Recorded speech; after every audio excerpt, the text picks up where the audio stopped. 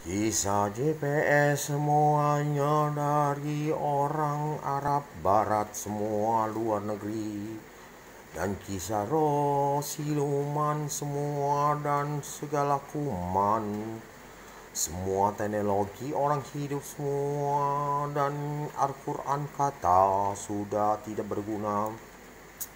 Maupun kisah dewa malaikat Buddha dan Al-Quran yang bilang pula ada dia disembelih kami melihat, dan para JPS roh orang mati semua yang letak-letak taruh di rumah orang, semua mereka siluman, semua orang hantu, semua roh orang mereka dibakar kecil-kecil dan mereka besar semeter 70 menjadi hancur.